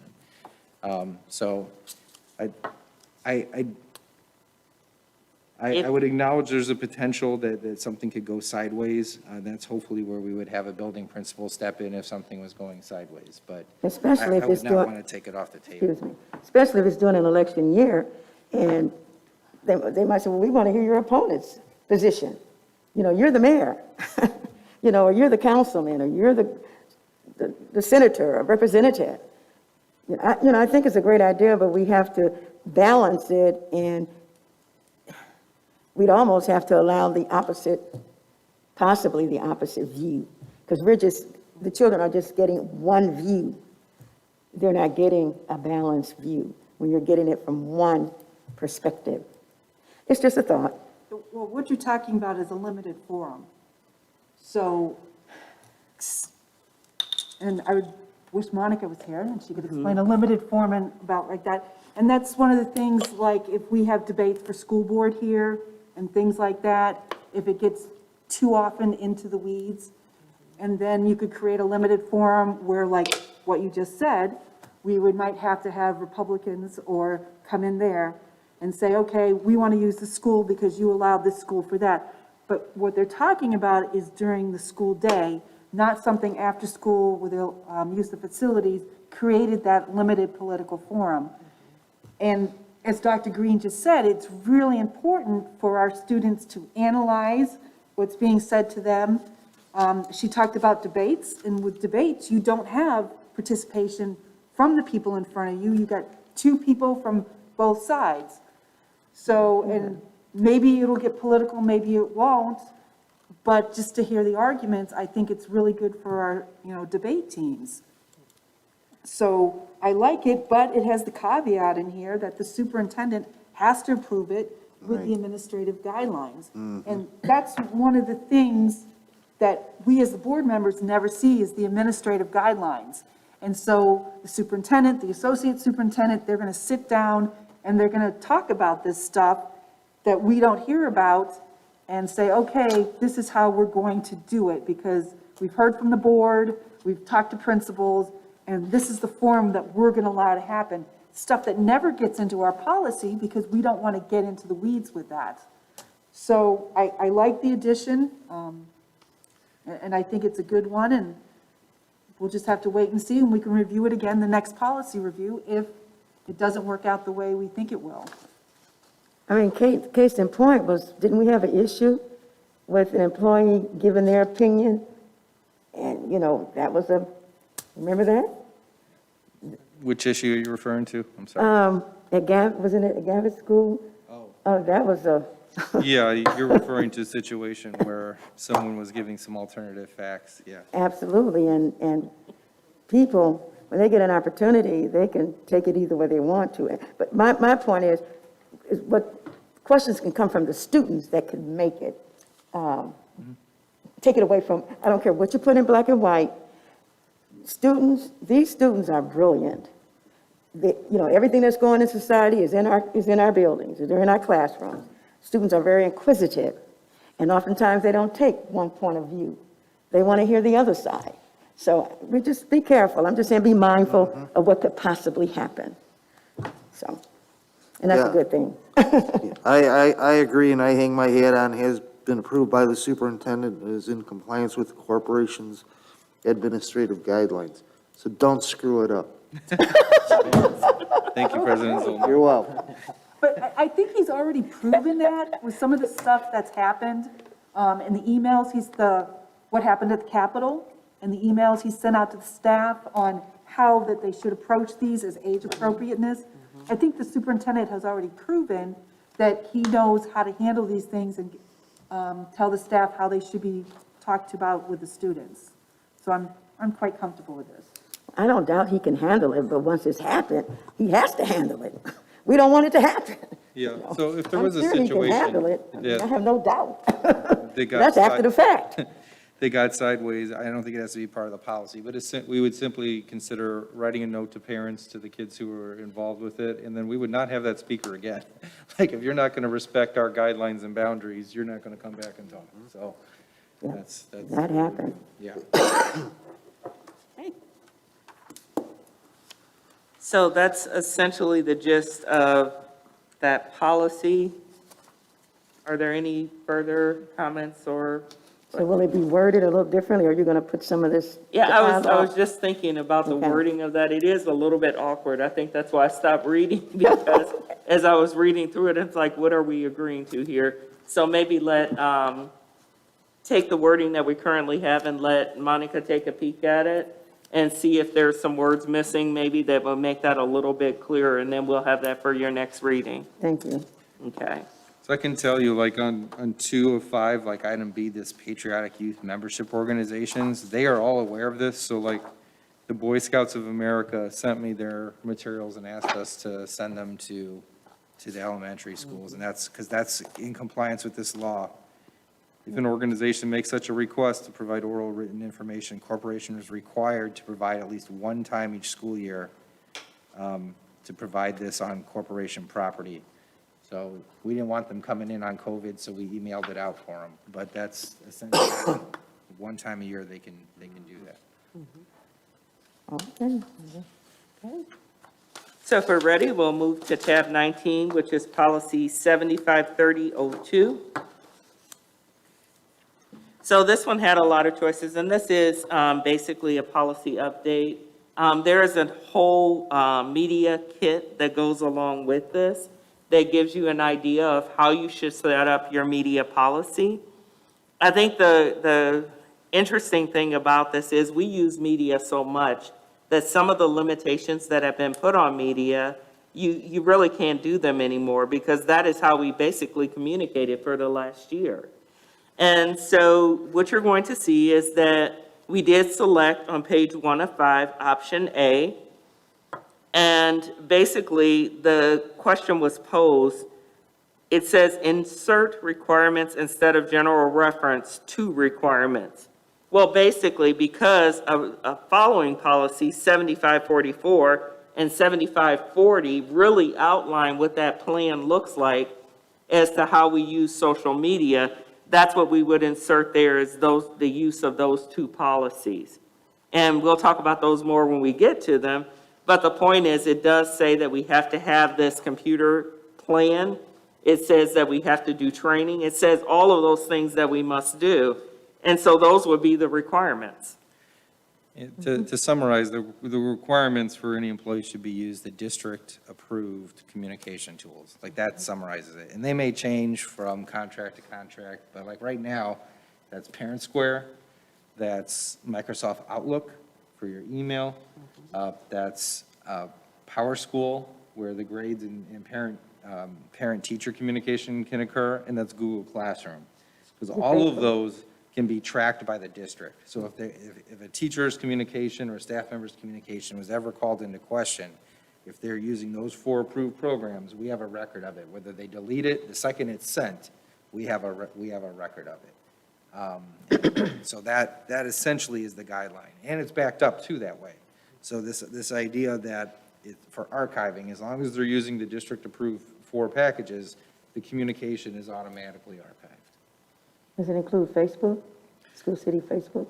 So the School City Facebook page is not archived by us, it's archived by Facebook. They don't let us manage that data.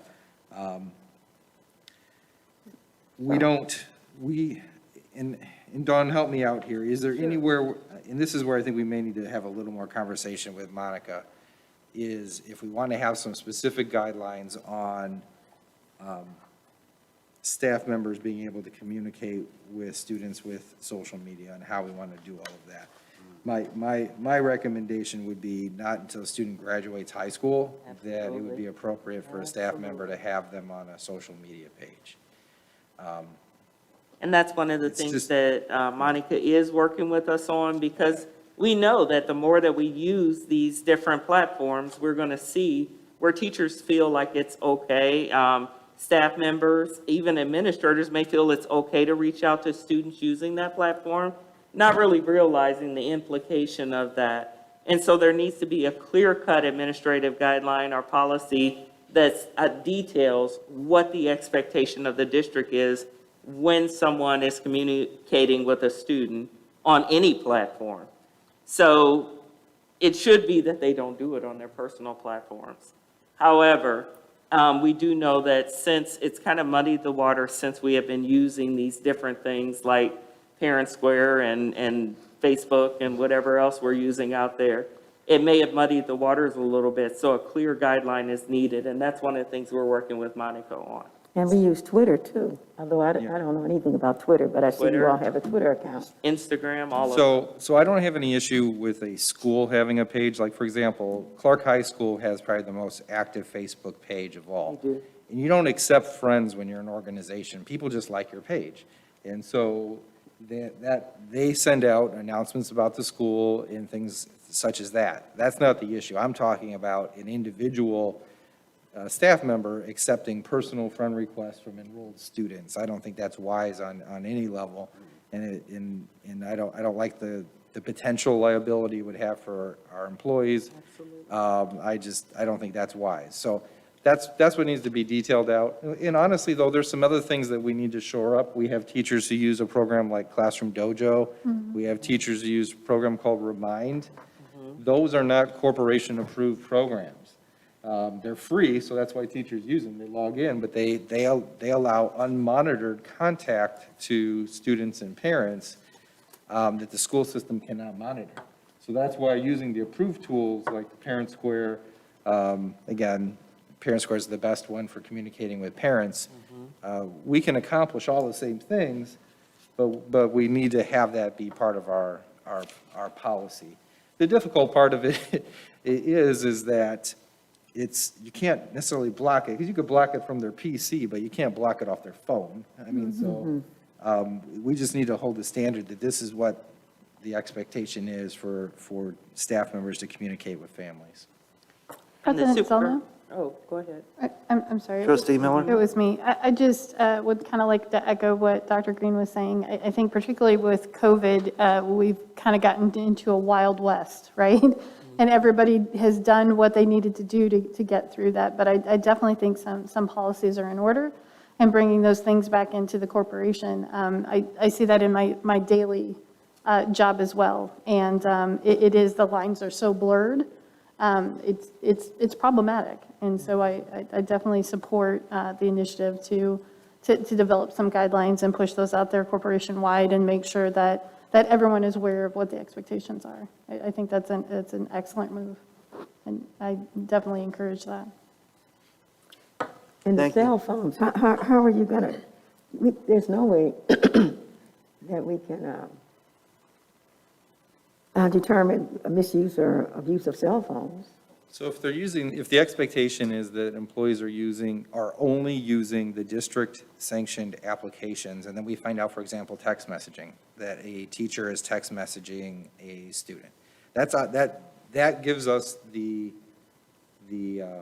I don't know if ammunition is the right word, but that allows us, it gives us enough to follow up on that situation. You are using an unauthorized method, just regardless of the context of the messages, it's not an authorized method. The fact that you're texting the student, I don't care how, my parent's late to pick me up or whatever. That's not the way we communicate. So I think that just having some things that we say, these are what we're sanctioning, and anything else is not, is how we can help to attack that. But you're absolutely right. It's very difficult to police this in a real way. And it becomes very situational, because we've got, with part-time employees, we've got 2,000 employees and 12,000 kids. So it ends up being, when we hear about something and then we follow up, it's hard to be proactive. But not having any policy, I think, is even worse. Because then it's just at everybody's discretion. And that's not a good place to be. Gotcha. President Zelma? Trustee Miller? Also, I think it gets into, when we talk about the expectation for the student, right? Well, I have one teacher that communicates with me this way, I have another teacher that communicates with me another way, and so on and so on. I think having those standards, it just levels the playing field for students. And like I said, I'm completely in favor of all of it. Thank you. I think Superintendent Miller's comments have pretty much summed up the entire policy, because it goes on to talk about when we use our own devices, how information is stored and what the responsibility is. And then finally, the storage and usage of any type of personal device for private information like social security numbers, medical informations, or anything that falls under protected classes of information. So that's the policy in a nutshell. It basically is just protecting essentially how we're going to use our platforms, staff use of their own personal devices, and how that information can be stored or accessed when needed. President Zulno, Trustee Murphy? just to clarify, so under option A, page 1 of 5, you're going to put those 4 items there where it says insert requirements, Microsoft Outlook, Parent Square, Power School, and Google Classroom, or is that going to be part of administrative guidelines? So I think we should say I think the policy should say district-approved packages, and the guidelines should say these are the currently approved district packages. That sounds good, because you don't have to get permission to change the guidelines. And that includes board members as well, right? It does say in here later somewhere that it includes, what do they refer to it in this policy, Don? School officials. School Yeah, officials, real official. So our Chromebooks or any stuff we have, we only school board information, right? Correct. Thank you for that clarification. Are we ready for tab 20? And that's going to be 7540. And this really outlines our corporation technology plan that we were talking about a little bit earlier.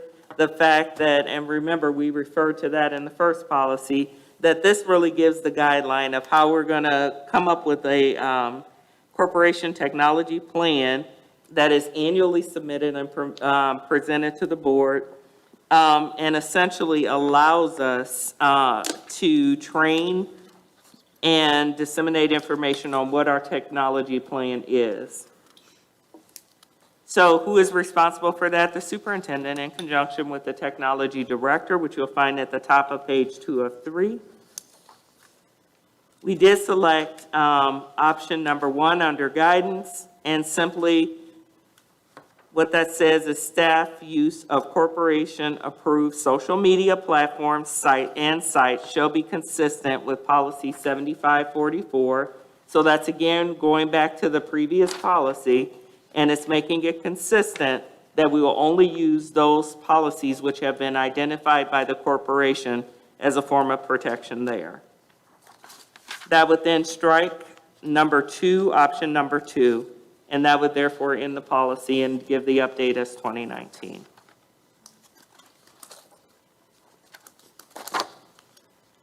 If there are no questions, we'll move on to tab 21. Tab 21 has to do with policy 754002, and that is dealing with web content, apps, and services. Essentially, the only thing this is a technical update. By technical updates, they mean that they are changing language that has been stricken by the code, And so what are we adding? The only thing that we're adding is an example of Power School on page 2 of 3 is one of the things that could be updated, or one of the platforms that could be used. We did strike out Skyward as we are not using it. Notice throughout the policy, the word web has been stricken. It's just now services. And on page 3 of 3, the board requires the superintendent to pre-approve each app or web service, which they skipped one right there, that a teacher intends to use to supplement and enhance student learning. This is very important. And it's very important because this is how we get those platforms that are not corporation approved. And so by adding this piece and highlighting it, this allows us to say that only pre-approved content will be used. Are there any questions about this policy? So in full transparency, we haven't done this year. We did do it actually last year, and we had every teacher identify any software programs or social media or anything. Mr. Benich's department collected it.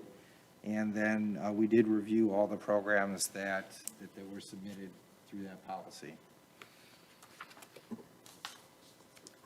So we will we will get it done again, certainly. Especially like you said, Trustee Miller, there's been a lot of just trying to get a hold of people in a lot of different ways. But moving forward, we do have to have an approved list.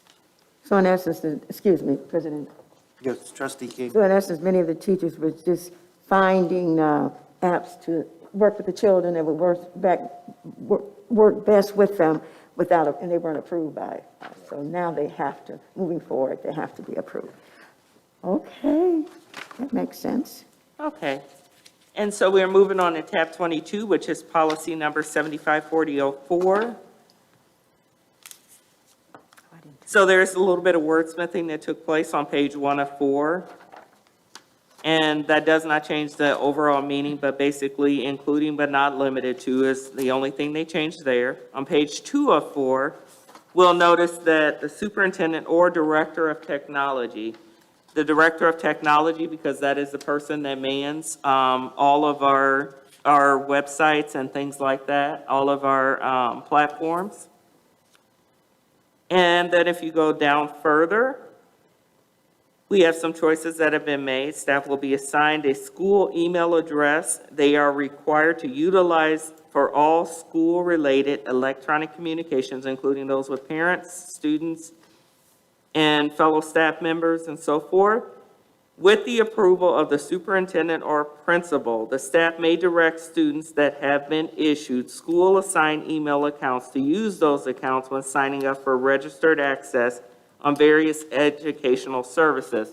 Now, I know I skipped a few words there, but what I'm getting to is this, that basically, if they are using their school-assigned email address, and there are some things that we use, some platforms we use where they do have to use their school-assigned email, as long as they are doing that, that means it is a district-approved site. And therefore, the reason why we want them to use that school-assigned email address is that way we can make sure that they stay where they're supposed to be at, they're staying within our site, and that others who are not supposed to be in the site cannot log into that site as well. I'll give you a great example. The website Quizlet, it is not something we have to purchase as a district or anything, but if a teacher would like their student to do a review lesson on there, it requires the student to use their email address. It doesn't have any communication built into it or messaging or anything like that. They simply have to sign in with their Gmail address, their Gmail account. So this would allow us, as long as they inform their principal that, hey, my kids are going to be using this, that would still be an allowed method, which I think is appropriate. Just one other thought here, excuse me, President. Trustee King. When we finally end up with our collaboration with the public library, this wouldn't conflict with us any kind of way because the kids will be somehow using their, there's going to be some kind of transfer of programs and, help the kids. So this covers that. I don't see how there would be any conflict. We're working on an MOU that will describe in detail Right. what we're all agreeing to with the library program, but I don't think this is in contradiction to Okay, what we're but just be expecting. mindful of it, so we won't have to look at that later. Okay, if we're ready for tab 23. This is our final policy, policy 7544, the use of social media.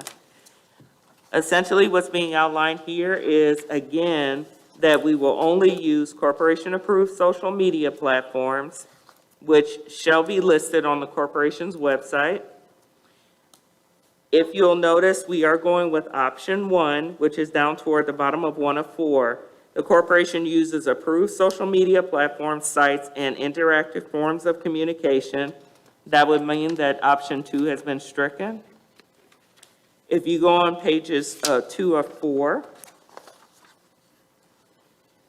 we are basically saying in option 4, staff members, including corporation-approved vendors, must obtain parental consent for students to participate in the use of social media platforms and related school-sponsored activities. And if the parent refuses. If you go to pages 3 of 4, notice that a lot of things have been stricken here.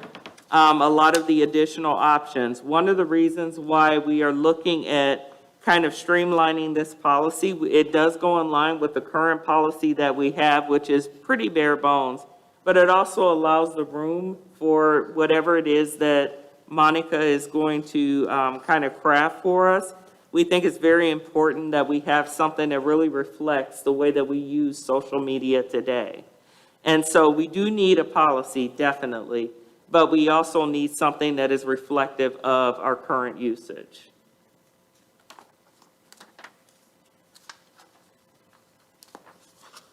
And that about covers all of our policy. Mr. President, Trustee Murphy? so I just want to open up the discussion. On page 1 of 4, there's a drafting note about consulting your legal counsel about First Amendment implications associated with social media.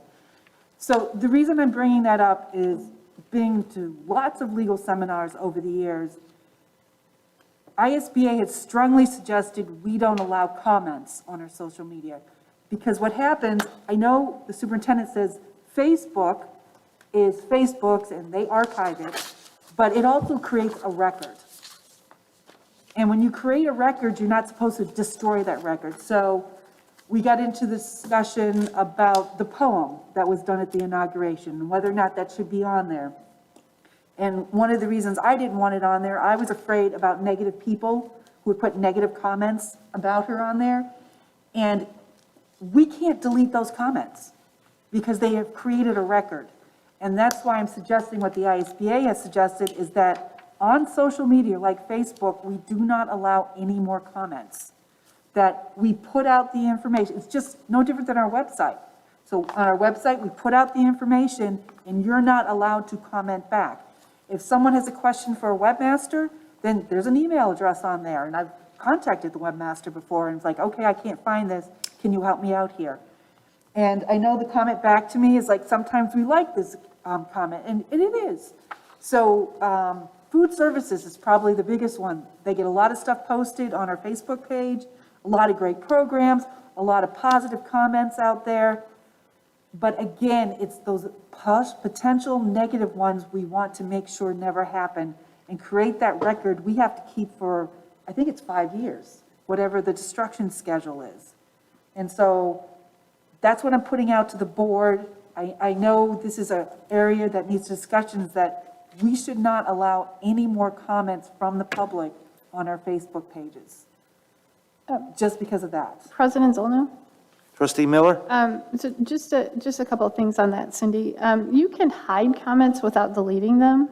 True. And if you don't allow any comments or any engagement on your post, your post won't get circulated. It's the more engagement that you have, the further it goes out to even people that like your pages.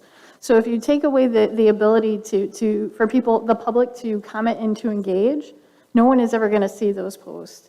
And so that would be my word of caution on that, because that's how social media works. It's all based on algorithms, and you'll drop it in the toilet.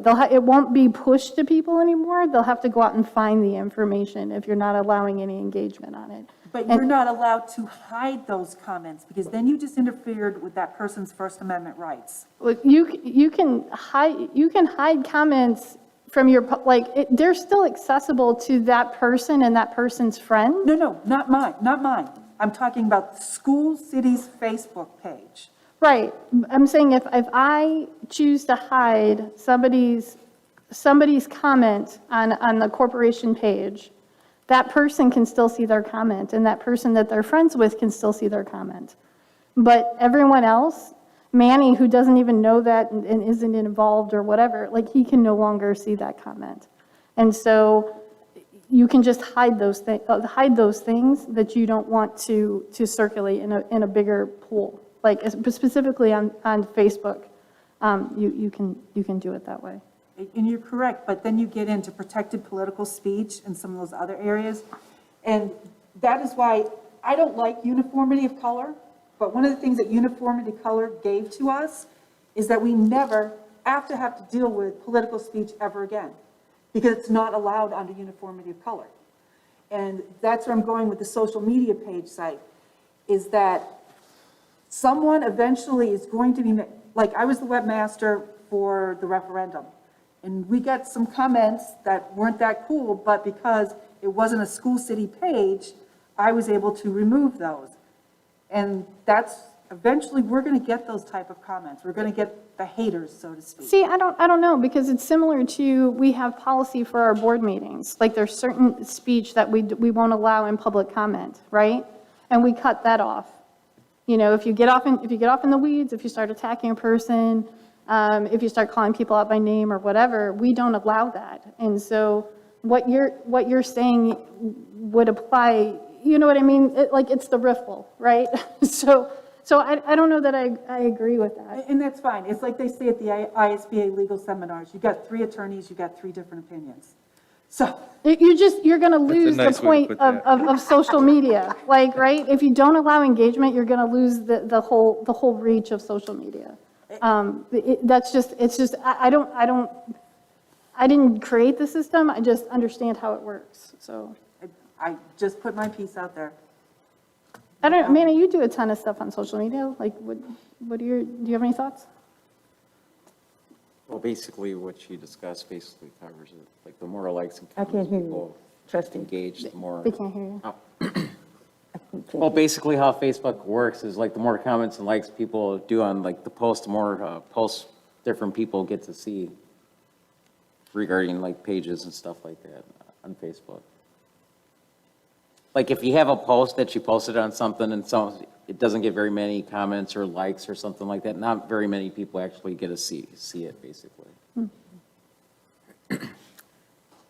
Mr. President, I had one comment on social media. Yes, trustee King. I don't believe we have regarding social media, if an employee comes on my Facebook page and disparage me, there is no board policy.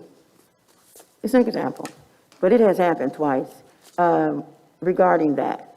But if it was the other way around, I'm sure I'd be in trouble. So we need something in writing to address that when it comes to social media. My personal social media, an employee comes on my page and says negative things about me. So I think, and it has happened twice. I think, and I have record of it. Well, I've shared it with you all, but I mean, there's no there's nothing punitive regarding it. And I think it's a matter of respect. And you're correct, but then we fall into protected political speech. And then that might be up to a court's interpretation. So the best thing is just to block that person from your page. No, that's not the best thing. An employee who basically comes under this board, it's just like Mr. Miller going on and disparaging me. He can do that? It's okay for him to come on my Facebook page and say something negative about me? If they're not. I sent you a friend request 2 years ago. You haven't accepted it yet. I said, I sent you a Facebook friend request a couple of years ago. You haven't accepted it. Well, I'm just, okay, that's a good point. You got a good point. Well, any employee, I remember someone at the school board during a meeting, former President Mamala went into a rage. And I think they asked that gentleman to leave when he was emailing and texting. My name was part of it, but, but he was asked to leave this board. He was actually not asked to leave. I was in the back. So what had happened, he had made a comment on his private Facebook page that someone had done a snapshot on and had shared with trustee Mamala. So again, those are things you can't control. If someone disparages you on their own page, that's protected speech. But they can't come on my page. Now, let's be for, that employee just might as well come to my face and cuss me out. Is that okay as a board member? We, as elected officials, and I would defer this to Attorney Conrad. No. We have a higher standard that has to be met before we can actually do something in the courts. Mm-hmm. So is it reversed? So I can go to any employee, as you all told me I couldn't, but I can go to any employee and just tell them how I feel about them. That's out of order. I'm out of order if I did that. Again, that would be as a school board member, we wouldn't want to behave to our employees that way. And we take the higher It's a road. double standard. If I know doggone well, if trustee Blake King went to Dr. Green and just went ballistic on her, there would be some repercussions. Then there should be. And there should be some repercussions the other way around as well. Okay, again, I'm going to So defer this to you answered my legal question, counsel, Cindy. You're because just you run talking in into circles. Protected political speech. Well, could you just explore that and ask Monica to look into that? Is that fair? That's fair. Thank you. Yes, okay, we could debate this all night, so. That's right. If you're on Facebook and it's your birthday, I'll send you a happy birthday, okay? That's about it, folks. Very good. Dr. Green, thank you so much for all your work there. Superintendent Miller, thank you. Board, thank you very much. Motion to adjourn? So moved. Second. Meeting adjourned, thank you.